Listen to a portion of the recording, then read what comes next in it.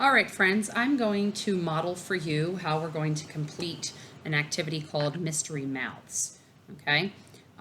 This is through our Amplify Science, and we're going to be completing this chart right here, where we're going to be looking at adaptive traits for survival, how are its teeth shaped, how does the shape make its teeth good for eating, what might this animal eat, and whether or not it's a carnivore, herbivore, or omnivore. Okay, and in each case, we have a list of the animals that we're going to be reading about in our book and whether or not they're mammals, birds, or reptiles. Okay, so without any further ado, let's take a look at our book, Mystery Mouths. All right, so what could a mouth like this eat? When scientists study animals, they often observe skulls. It's easy to see the teeth in a skull. Look at this skull. How are the teeth shaped? What is the structure of each tooth? We can look at the structure of teeth to figure out what the animal ate when it was alive. This is the skull of a gray wolf. Wolves eat meat to survive.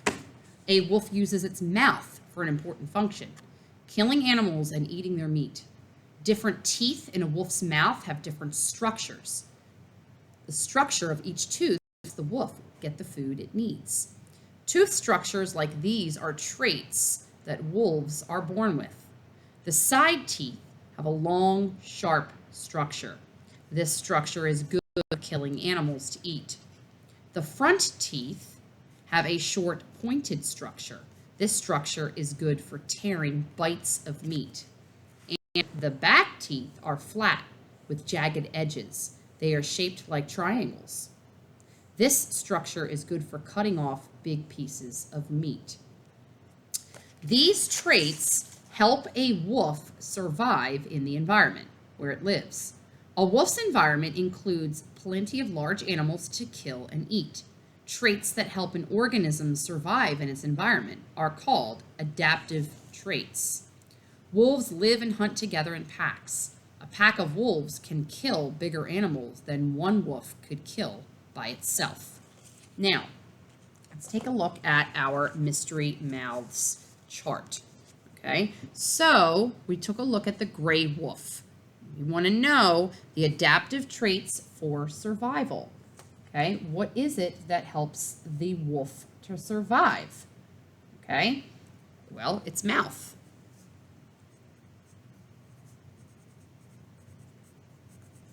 Okay, is a trait that it uses for survival. And how are its teeth shaped? Okay, well, it tells us right here, going back into the passage, the side teeth have a long, sharp structure.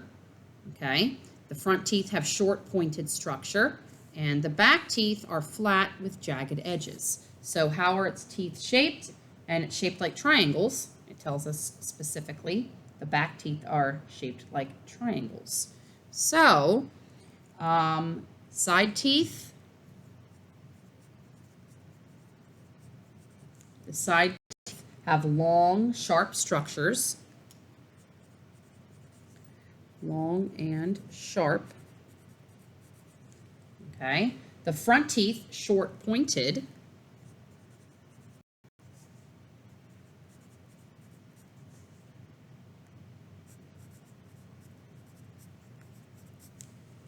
okay?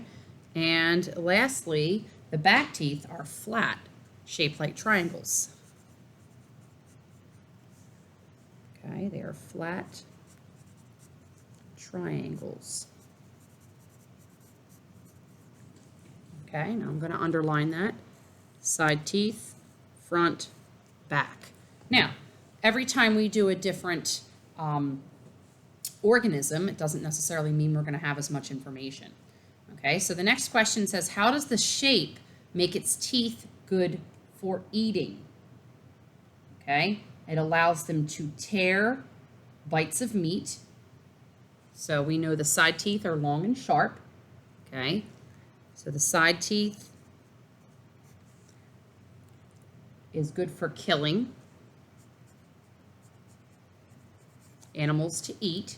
The front teeth, tearing bites of meat. bites of meat. And the back teeth was cutting off big pieces.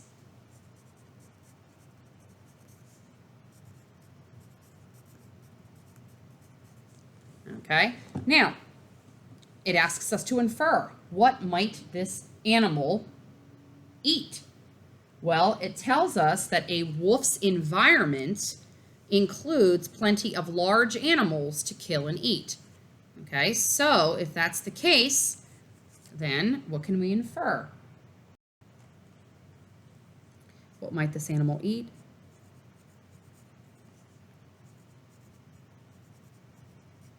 Large animals. Okay, and you can infer what type of large animals they might actually eat are going to be in the wild. Okay. And is it a carnivore? Carnivore means a meat eater. Is it an herbivore, meaning it's a plant eater? Or is it an omnivore, which means that it eats both plants and meat? Well, it specifically said in the passage, wolves eat meat to survive, so I'm going to go with carnivore.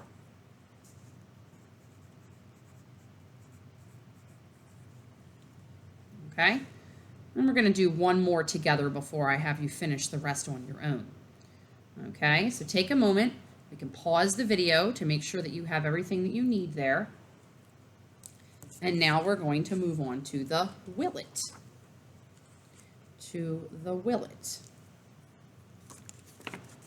What could a mouth like this eat? What is this mouth like? What do you observe about its structure?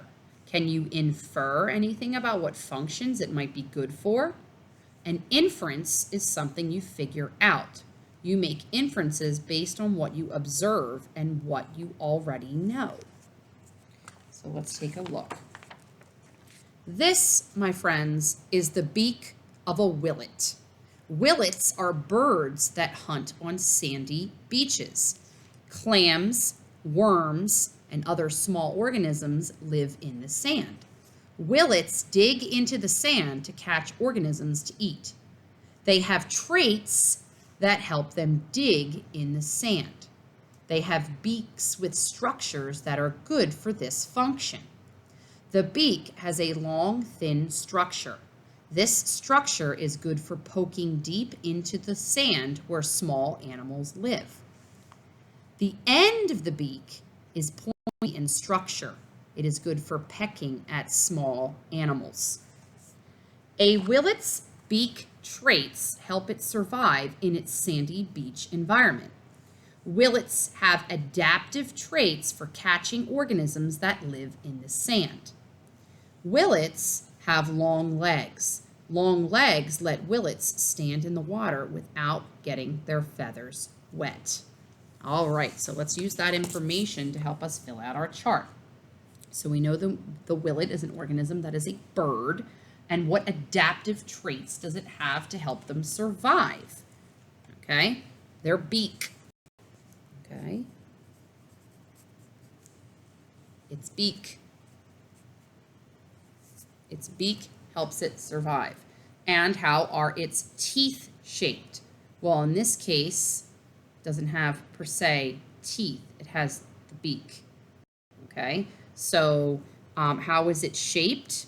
Well, it is a long, thin structure, good for poking deep in the sand. A long, thin structure. Okay, and the end of the beak is pointy. Okay, pointy at the end. How does the shape make its teeth good for eating, or in this case, its beak good for eating? Well, let's see here. How does it make it good for eating? Well, it tells us right in there that it is able to do what? It helps them to dig in the sand. Okay.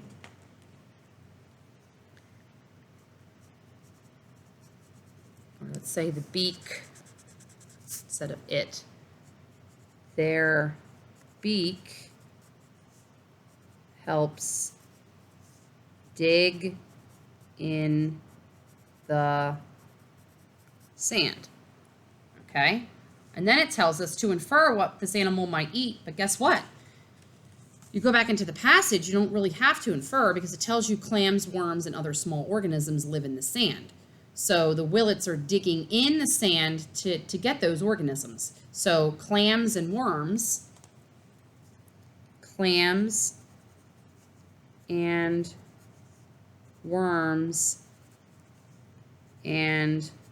organisms in the sand. Okay? And then it's asking, is it a carnivore? Is it an herbivore? Or is it a omnivore? So you tell me, is it a carnivore, an herbivore, or an omnivore?